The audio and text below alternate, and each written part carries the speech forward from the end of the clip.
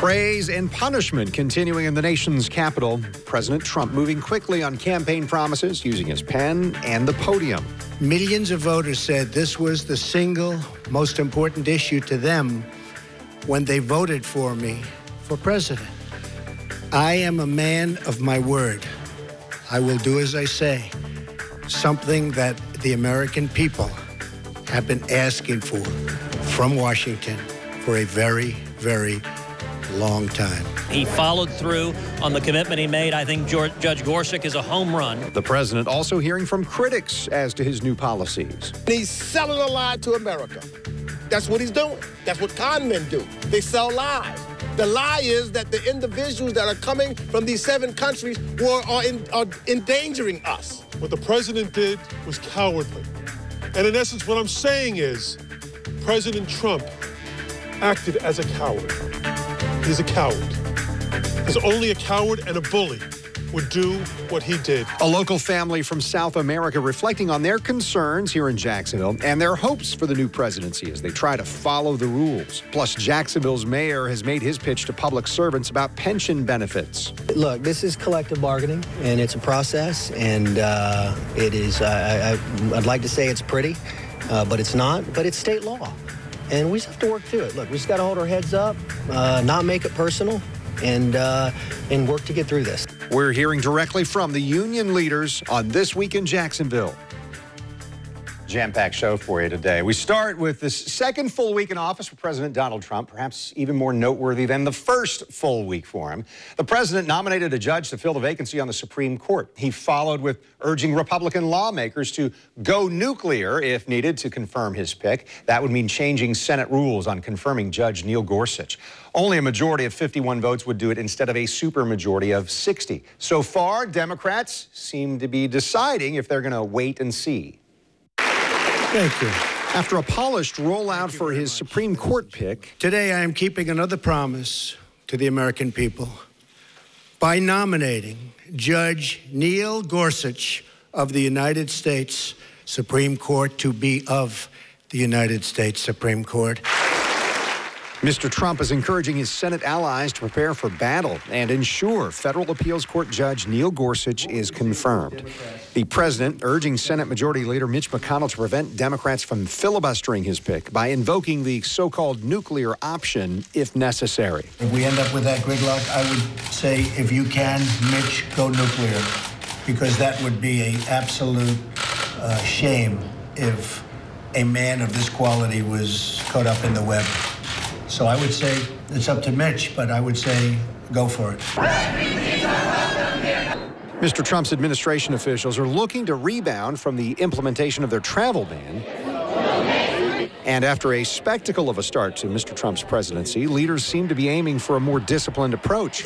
When it comes to the president's Supreme Court pick, the White House is trying to ensure a smooth process with the help of conservative allies. I really think he's a very dignified man. I'd like to see him go through a dignified process. I think he deserves that, and hopefully it'll go quickly.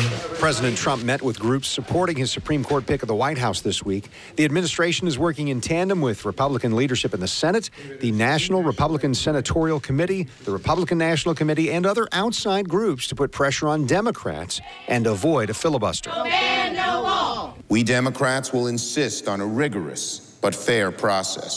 Senate Democrats appear divided on how hard to fight the Gorsuch nomination, and some red state liberals, like West Virginia's Joe Manchin, already appear inclined to play nice. I'm anxious to sit down with the new nominee to find out more about him.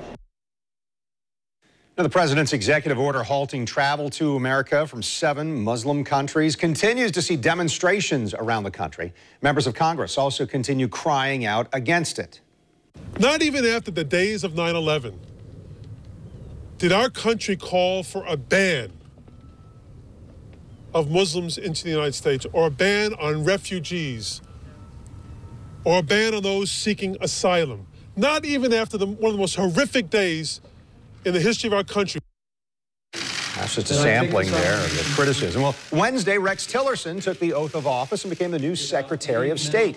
He's the former CEO of ExxonMobil, confirmed by the Senate with 56 votes, and takes the top diplomat post as serious disagreements have emerged with international allies of America.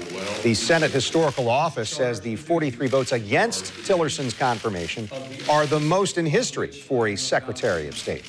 At the same time, Senate Democrats have been boycotting committee votes on some cabinet nominees. Each Democrat was missing for this Finance Committee vote on Tom Price to lead Health and Human Services and for Steve Mnuchin as Secretary of Treasury. Democrat Chuck Schumer says Republicans are trying to rush nominees through. Republican Orrin Hatch called his colleagues idiots. Betsy DeVos facing pushback from the Senate for her nomination to lead the Education Department. Busy week in Washington, obviously. All right, coming up, a different look at the immigration discussion in America. Two sisters living in Jacksonville, determined to succeed legally as immigrants here. That's next on This Week in Jacksonville.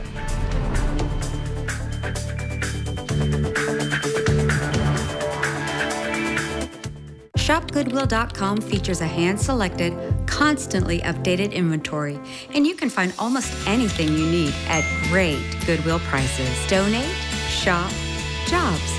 Good things for North Florida with Goodwill. Make tomorrow awesome with Xfinity TV from Comcast. Right now, you can get Xfinity TV for just $19.99 a month for 12 months with Xfinity On Demand included. Call 1-800-566-8080 today. Xfinity On Demand delivers thousands of hit shows, top movies, and more at no additional cost.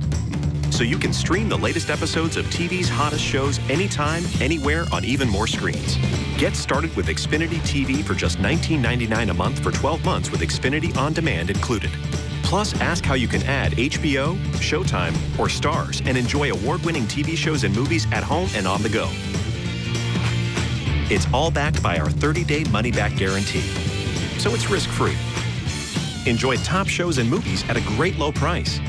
Call 1-800-566-8080. That's 1-800-566-8080.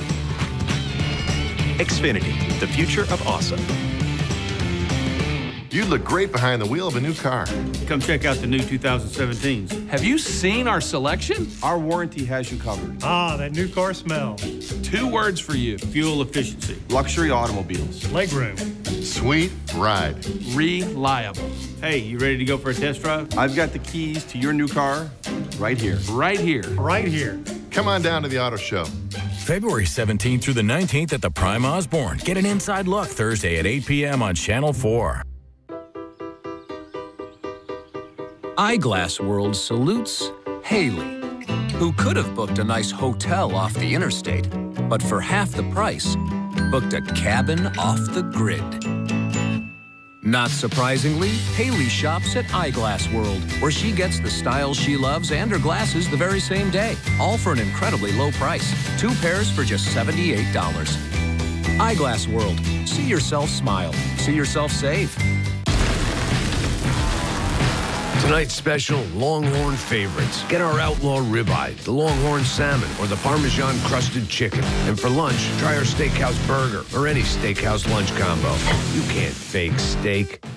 It's days like today that make Jacksonville such an amazing place. It's filled with people who care about each other and the community we live in.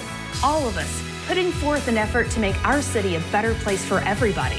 That's what Positively Jax is all about. Taking the time to make a difference in somebody's life, making a positive impact while inspiring others to do the same. At the local station, we see the positive. Positively Jax. Brought to you by Awesome Nissan. You're watching This Week in Jacksonville with Kent Justice. Immigration has become such a hot topic in American politics, with President Trump advancing an agenda to close the southern border and stop illegal immigrants. For legal immigrants, there's growing concern there, too, even while they face the red tape and high costs of living and working in America.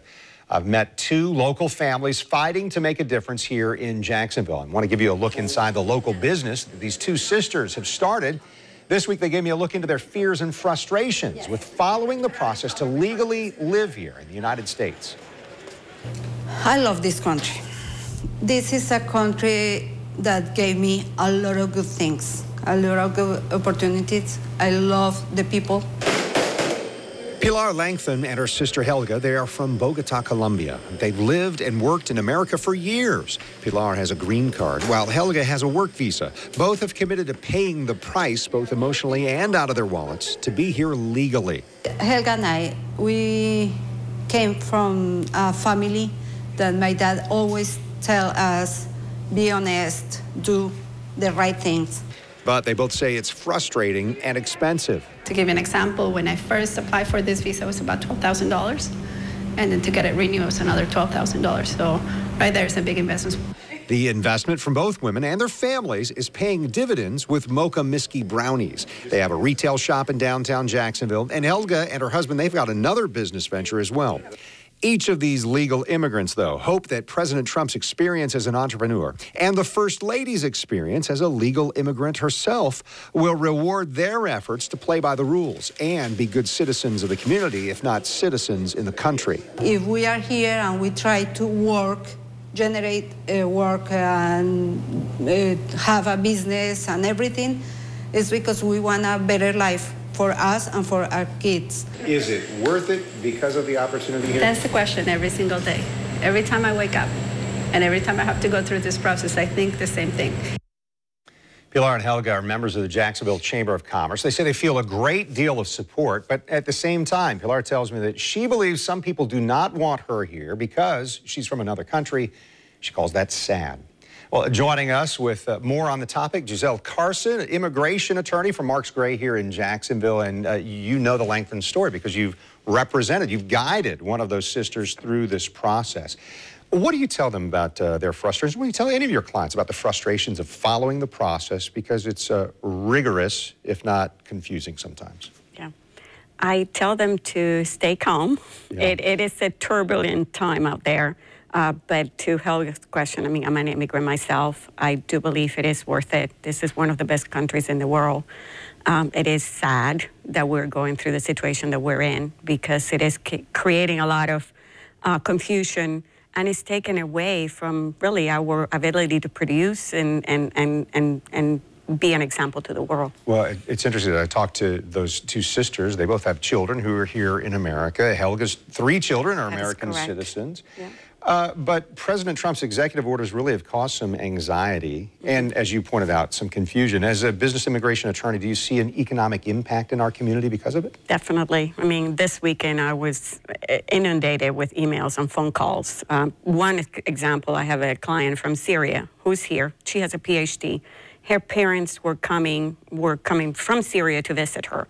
And they were stopped at the airport. They had a valid travel visa that was issued before. They have used to come to the United States, and they were stopped at the airport. So she sends me an email over the weekend saying, what is going on? My parents can come. And I'm like, well, and obviously I know there's a travel ban, and they're not going to be able to come. They're not going to be able to come who knows until when. Here's a lady that could have been very productive on Monday and Tuesday and Wednesday, and she's not.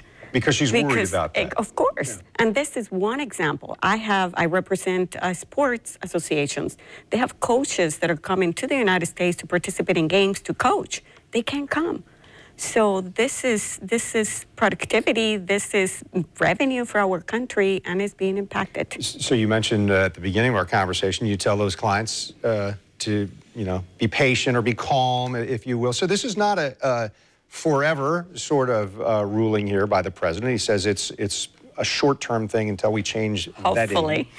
Is that what you say? Is, hey, hopefully this is a short-term issue? Yes. Well, and actually, we know there is lawsuits that are being filed. There is actually at least 4 federal courts that have issued orders stopping the implementation of some of the executive orders. So there is light at the end of the tunnel, and as usual, when there are situations like this that were totally unexpected, right. there is going to be confusion, there is going to be trouble, but I think things are going to stabilize hopefully sooner rather than later. This may be where the rubber meets the road on something that we hear on campaigns all the time, that foreigners take jobs away from U.S. citizens. So I would imagine that you don't agree with that you believe we do need foreign talent. Maybe why?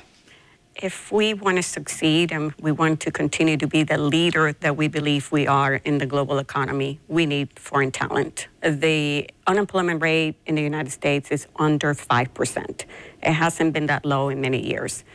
The job openings is over 5 million. And we're getting older. Our reproduction rate is under 1%, or we're less than 1 actually per female or couple. We need foreign talent. We need foreign talent to succeed. And most of these openings are skilled workers. And we just, it doesn't mean that we have to bring all the foreign talent, but we need some if we wanted to continue to succeed. Available in your opinion. Let me ask you about this. You've recently written a book called Beyond the H-1B, a guide to work visa options for employers, foreign nations, graduating students. So do you expect other executive orders that would affect this H-1B processing? Yes. There have been a few executive orders leaked. They have not been implemented yet, and I think part of it is because of the reaction and what has happened with this travel ban executive order. But there is at least 2 more out there that have been leaked, and they're definitely affecting the H-1B process, the allocations of those visas, the L-1A, the E-2 visas, and in fact, there was a bill introduced in Congress as a result of that leaked executive order that is trying to prevent. Keep it from happening. Right, correct. Yeah. So yeah, more is coming. Giselle, I appreciate your insights, your perspective, and your commitment to the folks who are doing it the right way and following the process legally here in Jacksonville. Thanks for your time. Thank you. All right, a huge issue in Duval County and something so many major cities in America are wrestling with. Police and fire union presidents are joining me to talk about the latest pension reform proposals. That's next on This Week in Jacksonville. Stay with us.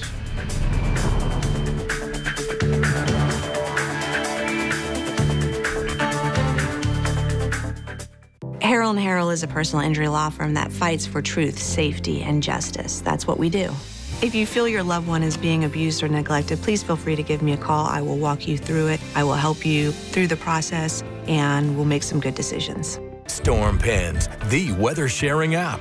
Fun family beach day, pin it. Unexpected rainbow, pin it. A fast-moving storm, pin it. The Weather Authority Storm Pins, powered by Southern Oak Insurance. Our family protecting yours. Your home. It's more than a place to lay your head. It's where you have room to grow and a place to gather. Your home will see sick days and game days. It's where ideas are hatched and where practice makes perfect. Your home is where pillows fight and where dreams take flight. Your home is a collection of little moments that make big memories. Come to Ashley Home Store and design the home that's right for you with the latest styles, the greatest selection at the best savings. Ashley Home Store. This is home. AshleyHomestore.com.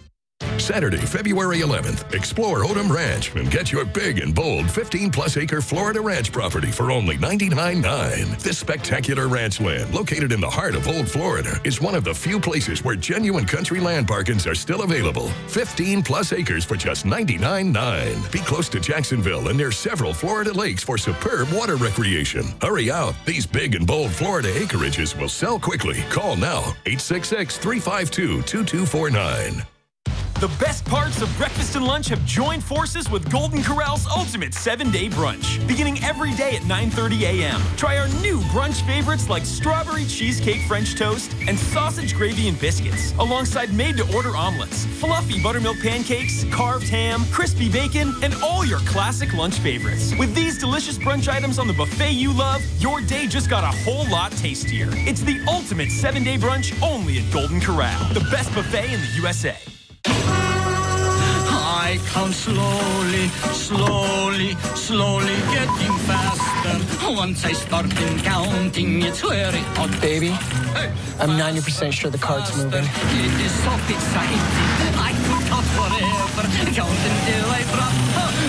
1, 2, 3, 4. 1, 2, 3, 4. 1, 2, 3, 4. 1, 2. I love counting. Lease a 2017 RAV4 XLE for $219 a month for 36 months. Toyota, let's go places. Hi guys, my name's Julia, and look at what I found at my local Goodwill. Stop by today and shop all the new fall fashions at one of our convenient locations. Donate, shop, jobs. Good things for North Florida with Goodwill.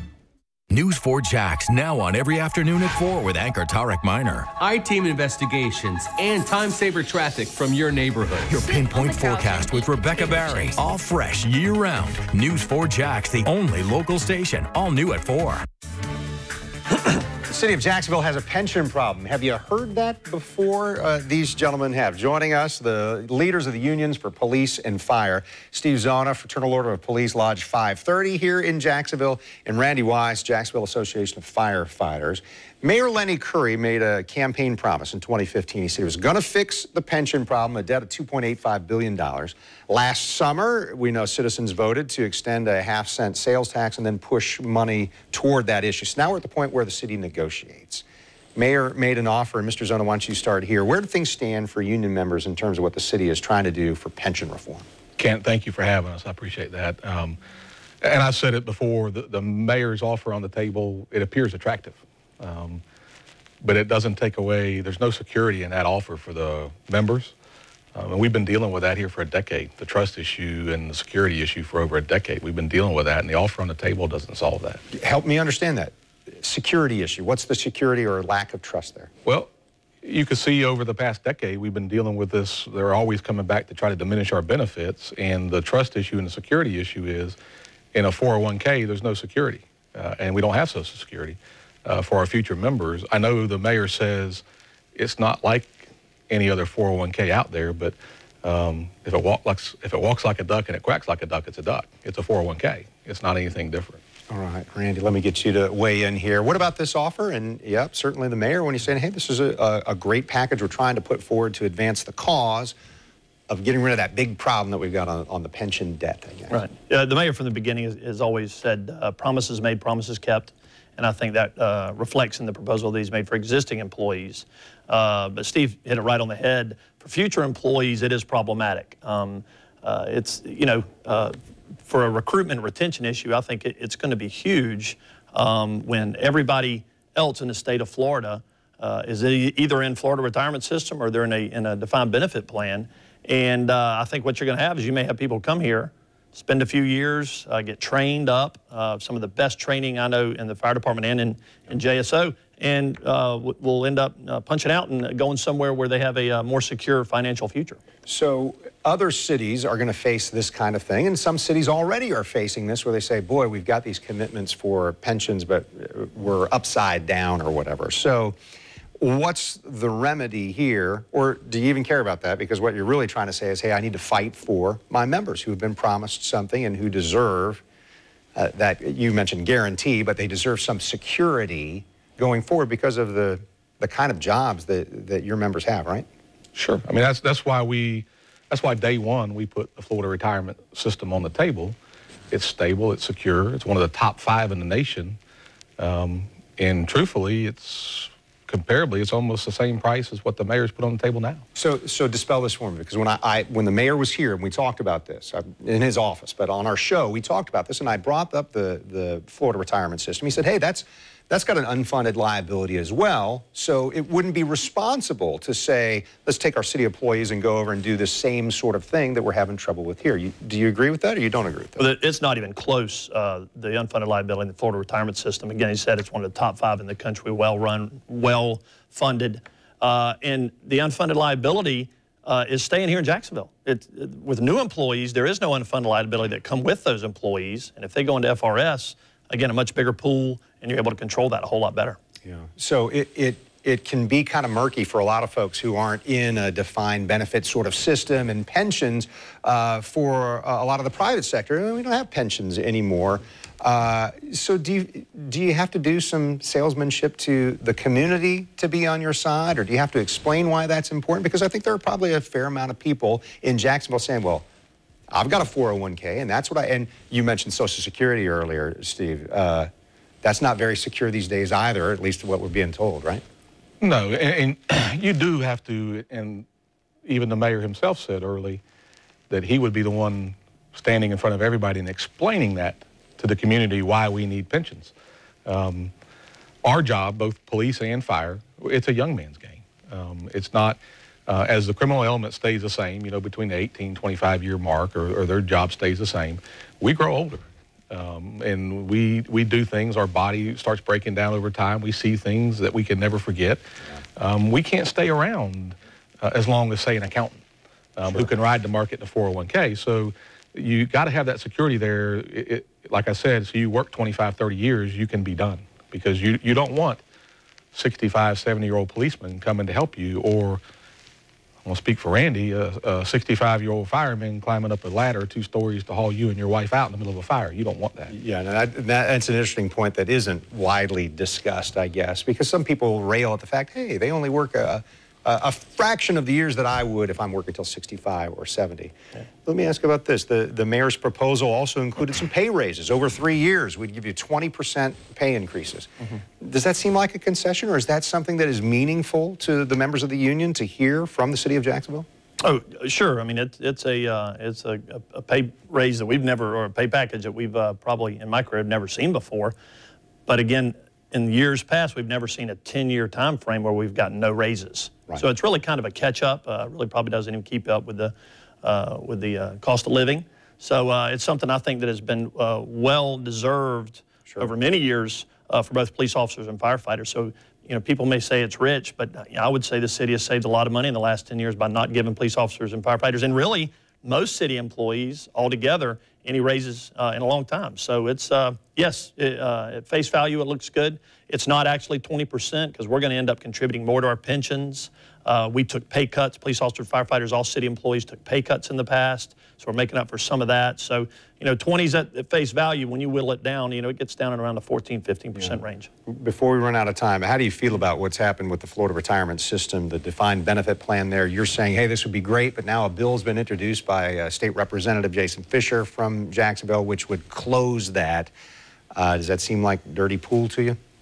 You know, at face value, it sure looks as if it's questionable, because myself and Steve have been working since day one to say, hey, you know, Florida retirement system is a good option. It was the conversation last year as we pushed this bill through Tallahassee. And then for that to pop up was somewhat surprising. So I made a trip out to Tallahassee and met with Representative Fisher, try to explain it. Right. And he talked about that it was one of several bills that he was going to file to help shore up FRS. But what was surprising to me, he actually said in the meeting that he was supportive of a defined benefit portion in any sort of deal that police officers and firefighters have. So it was encouraging to hear him say that he was supportive of some sort of defined benefit plan. Yeah. So just time for a yes or no answer. Steve, you first. Are we going to be able to have these negotiations wind up with a win-win for both sides? It's not as simple as yes and no, but we're working to get to a point where we feel comfortable that it's secure for our members. I don't know if we'll get there. We're headed that way, but I'm not sure if we'll get there. What about you? And then we're done. You know, our job is to squeeze that contract, the negotiations tight as we can get it, think what we can get the best, and really, ultimately, it ends up being in front of the members voting of what they want to do. Randy Wise, Steve Zona, thanks so much. Appreciate it. We'll check back in with you. And thank you for being with us this morning. This Week in Jacksonville, airing each Sunday morning at this time. Jacksonville Sheriff Mike Williams joining us next Sunday. At News 4 Jax, we're always covering the news, even when we're not on TV. Stay informed, on the go, and online at news4jax.com.